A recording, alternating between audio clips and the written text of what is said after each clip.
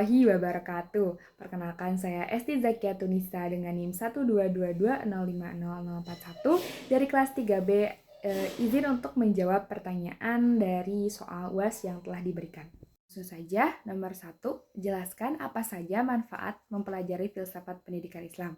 Jawabannya, sebagai alat mencari kebenaran dari segala fenomena yang ada, mempertahankan, menunjang, dan melawan atau berdiri netral terhadap pandangan filsafat lainnya, dan yang terakhir, memberikan pengertian tentang cara hidup, dan pandangan dunia.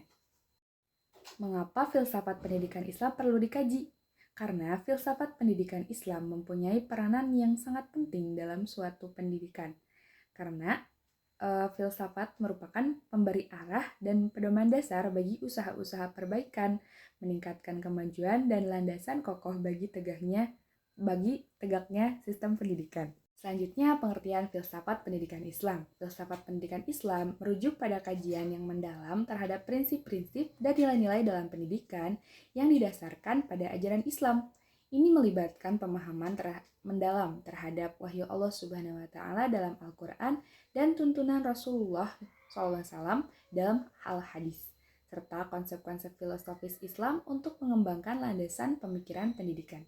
Selanjutnya, apa saja sih ruang lingkup kajian filsafat pendidikan Islam? Ruang lingkup filsafat pendidikan Islam meliputi aspek-aspek tujuan pendidikan, kurikulum, pendidik, peserta didik, metode, materi, evaluasi, dan juga lingkungan pendidikan. Filsafat pendidikan Islam dari segi ontologi, epistemologi, dan aksiologi akan dijelaskan berikut ini. Yang pertama, dari segi ontologi, filsafat pendidikan Islam melihat eksistensi manusia sebagai bagian dari rencana ilahi yang mencakup penciptaan, tujuan hidup, dan akhirat. Manusia dipahami sebagai khalifah Allah di muka bumi ini dan memiliki tanggung jawab moral untuk menjalankan tugasnya dengan adil dan bertanggung jawab. Yang kedua, dari segi epistemologi. Filsafat pendidikan Islam mengakui Al-Quran dan hadis sebagai sumber pengetahuan tertinggi. Akal juga dihargai sebagai alat untuk memahami dan menginterpretasikan wahyu Allah Subhanahu wa Ta'ala. Pengetahuan diperoleh melalui proses pembelajaran yang terarah berdasarkan pada ajaran Islam dan memberikan nilai-nilai etika. Yang ketiga, dari segi aksiologi. Filsafat pendidikan Islam menetapkan nilai-nilai moral dan etika sebagai landasan utama. Pendidikan diarahkan untuk membentuk karakter yang bermoral tinggi, menghormati hak asasi manusia, dan mempromosikan keadilan sosial. Nilai-nilai ini tercermin dalam tujuan pendidikan Islam untuk menciptakan masyarakat yang adil dan berkeadilan. Fakta mengatakan bahwa negara-negara Islam tertinggal jauh dengan negara selain Islam, baik itu dari segi pendidikan, ekonomi, produksi, maupun kualitas sumber daya manusianya. Mengapa demikian? Nah, di sini saya akan menjawab faktor-faktor yang mungkin mempengaruhi keterbelakangan negara-negara Muslim. Di antaranya yang pertama, faktor sejarah dan kolonialisme. Beberapa negara Muslim mengalami masa kolonialisme yang mungkin telah meninggalkan dampak negatif terhadap perkembangan ekonomi, politik, dan sosial mereka. Kemudian yang kedua, ketidakstabilan politik dalam beberapa negara Muslim dapat menjadi hambatan untuk pembangunan dan pertumbuhan ekonomi yang berkelanjutan. Yang ketiga, adanya ketidaksetaraan sosial dan ekonomi. Ketidaksetaraan itu dapat menjadi penghambat perkembangan dan pemerataan pendidikan secara serta peluang ekonomi di negara itu. Kemudian yang keempat, ketegangan antar agama dan antar suku. Ini juga dapat menciptakan konflik internal yang mungkin merugikan pembangunan dan juga stabilitas suatu negara. Yang kelima, kurangnya investasi dalam sektor pendidikan dan riset yang dapat memengaruhi kualitas sumber daya manusia dan inovasi di suatu negara. Nah, untuk itu, upaya-upaya apa saja sih yang dapat dilakukan? Yang pertama, kita dapat melakukan upaya serius untuk memberantas korupsi dan meningkatkan tata kelola pemerintahan agar lebih transparan dan akuntabel. Yang kedua, memberikan perhatian khusus pada pengembangan sumber daya manusia melalui investasi dalam pendidikan, pelatihan, dan pengembangan keterampilan. Yang ketiga, melakukan reformasi pendidikan untuk meningkatkan kualitas dan relevansi kurikulum, serta memastikan inklusivitas dan aksesibilitas pendidikan untuk semua orang. Yang keempat, mendorong pengembangan ekonomi berkelanjutan dengan menciptakan lingkungan usaha yang kondusif, memberdayakan sektor swasta, dan mereduksi hambatan birokratis. Yang kelima, meningkatkan dialog dan kerjasama antara berbagai kelompok agama dan etnis untuk menciptakan kedamaian dan stabilitas.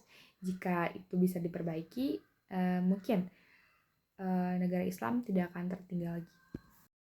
Selanjutnya nomor 4, pemahaman filsafat pendidikan Islam dari perspektif Al-Ghazali dan Ibnu Khaldun. Yang pertama, Al-Ghazali. Al-Ghazali merupakan seorang cendekiawan muslim terkemuka dari abad ke-11. Menurutnya, pengetahuan yang terpisah dari nilai-nilai agama dapat menjadi sumber kebingungan dan ketidakstabilan moral. Untuk itu, pendidikan seharusnya tidak hanya tentang penguasaan ilmu pengetahuan saja, tetapi juga membentuk individu yang bertakwa dan bertanggung jawab. Al-Ghazali menyarankan metode pengajaran yang melibatkan dialog dan diskusi yang memungkinkan siswa untuk mengembangkan pemahamannya secara mendalam dan memicu proses pemikiran kritisnya. Al-Ghazali melihat pendidikan sebagai proses spiritual yang tidak hanya mencakup akuisisi pengetahuan, tetapi juga transformasi diri. Pendidikan seharusnya membantu individu mendekatkan dirinya kepada Allah Subhanahu wa taala. Kemudian pemahaman filsafat pendidikan Islam dari perspektif Ibnu Khaldun. Ibnu Khaldun merupakan seorang ilmuwan dan sejarawan muslim dari abad ke-14. Ibnu Khaldun melihat pendidikan sebagai salah satu faktor kunci dalam pembentukan dan keberlanjutan masyarakat. Pendidikan tidak hanya membentuk individu, tetapi juga memainkan peran dalam pembentukan karakter masyarakat secara keseluruhan. Konsep asabiyah menunjukkan solidaritas sosial yang muncul dari persatuan dan kesadaran bersama.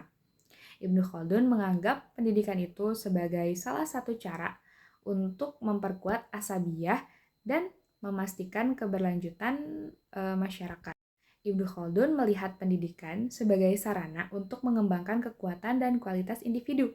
Pendidikan yang efektif dapat meningkatkan kemampuan individu untuk berkontribusi pada masyarakat. Ibnu Khaldun menekankan pentingnya penelitian dan observasi dalam pendidikan.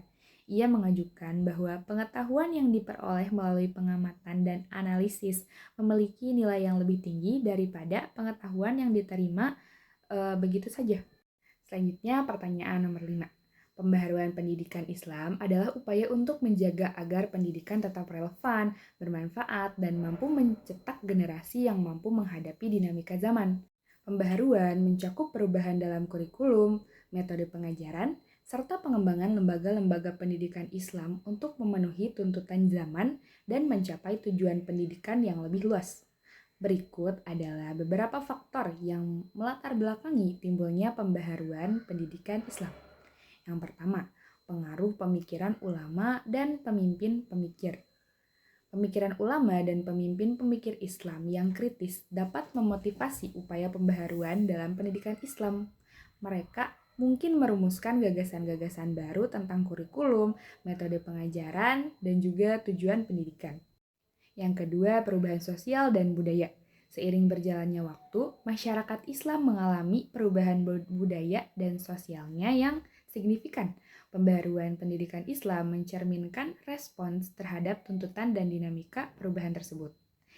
Yang ketiga, pertumbuhan ilmu pengetahuan dan teknologi. Kemajuan ilmu pengetahuan dan teknologi menjadi salah satu faktor pendorong perubahan dalam pendidikan Islam. Munculnya disiplin ilmu baru dan penemuan-penemuan signifikan lainnya yang menuntut penyesuaian dalam kurikulum dan metode pembelajaran.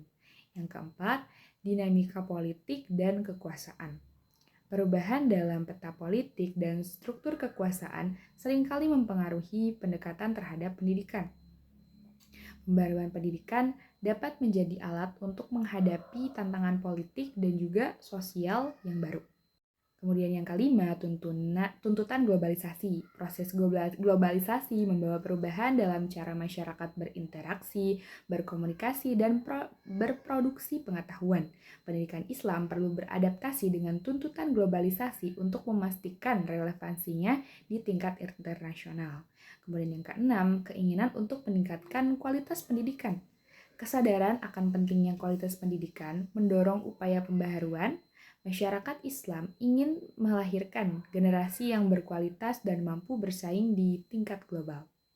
Selanjutnya adalah jawaban nomor 6, yaitu menjelaskan dengan kacamata filsafat pendidikan Islam apa itu Tuhan, alam, dan manusia. Yang pertama itu Tuhan. Fazlur Rahman dalam Major Themes of the Al-Quran menjelaskan bahwa Tuhan dalam Islam adalah Allah. Ia disebutkan dalam Al-Quran lebih dari 2.500 kali. Di luar penyebutan tentang substansinya seperti Ar-Rabb atau Ar-Rahman. Al-Jurjani dalam kitab At-Ta'rifat mendefinisikan kata Allah sebagai nama yang merujuk kepada Tuhan yang sebenarnya atau Al-Ilah Al-Haq yang merupakan kumpulan makna bagi seluruh nama-namanya yang baik, Al-Asma Al-Husna. Sementara itu, Toshihiko Izutsu secara semantik menjelaskan bahwa Allah merupakan kata fokus tertinggi dalam sistem Al-Quran. Kemudian manusia. Secara bahasa, manusia disebut juga insan yang dalam bahasa Arab yaitu nasya yang berarti lupa. Kata insan dipakai untuk menyebut manusia karena manusia memiliki sifat lupa. Ini menunjukkan bahwa adanya keterkaitan antara manusia dengan kesadaran dirinya. Manusia dalam pengertian insan menunjukkan makhluk yang berakal, yang berperan sebagai subjek kebudayaan. Dapat juga dikatakan bahwa manusia sebagai insan menunjukkan manusia sebagai makhluk psikis yang mempunyai potensi rohani seperti fitrah, kalbu, dan akal. Potensi inilah yang menjadikan manusia sebagai makhluk. Nah, yang terakhir yaitu alam. Menurut Al-Jurjani, terma alam secara bahasa berarti segala hal yang menjadi tanda bagi suatu perkara sehingga dapat dikenali, sedangkan secara terminologi berarti segala sesuatu yang mewujud selain Allah Subhanahu wa Ta'ala. Pengertian ini merupakan pengertian teologis berdasarkan yang dikemukakan oleh para teolog Islam. Sementara secara filosofis, alam adalah kumpulan jauhar atau substansi yang tersusun dari materi atau madah dan berbentuk surah di langit dan di bumi. Segala sesuatu yang ada di langit dan di bumi itulah alam berdasarkan rumusan filsafat. Langsung saja kita jawab pertanyaan nomor 7. Bagaimana kontribusi tokoh-tokoh pendidikan Islam dalam ilmu pengetahuan dan sains? Yang pertama itu Ibnu Sina atau Avicenna. Bidang kontribusinya yaitu kedokteran, filsafat, dan matematika. Ibnu Sina membuat terobosan besar dalam bidang kedokteran. Salah satunya adalah menyusun kitab Qanun al-Fittib yang menjadi referensi penting di Eropa dan dunia Islam selama berabad-abad. Dia juga memberikan kontribusi dalam matematika dan juga filsafat. Yang kedua ada Ibnu Khaldun. Bidang kontribusinya yaitu sejarah, sosiologi, dan ekonomi. Ibnu Khaldun dikenal dengan karyanya yaitu Muqaddimah yang menggabungkan ilmu sejarah, sosiologi, dan ekonomi. Pemikirannya tentang siklus kehidupan beradab dan pengaruhnya terhadap pengembangan ilmu sosial sangatlah signifikan. Kemudian yang ketiga ada Ar-Razi atau Razes, bidang kontribusinya yaitu kedokteran dan juga kimia. Ar-Razi dikenal juga sebagai bapak kimia dan telah memberikan kontribusi penting dalam pengembangan ilmu kimia. Karyanya di bidang kedokteran dan farmakologi juga sangat berpengaruh. Dia mengembangkan metode distilasi dan memahami sifat-sifat banyak senyawa kimia. Nah, di antara itu masih banyak lagi ilmuwan-ilmuwan muslim lainnya yang banyak berkontribusi dalam bidang ilmu pengetahuan, tapi tidak saya sebutkan. Saya mengambil 3 contoh saja. Oke, sekian jawaban yang dapat saya sampaikan. Mohon maaf apabila banyak kekurangan dan ya selebihnya mohon maaf. Hasbunallahu wa ni'mal wakil. Wassalamualaikum warahmatullahi wabarakatuh.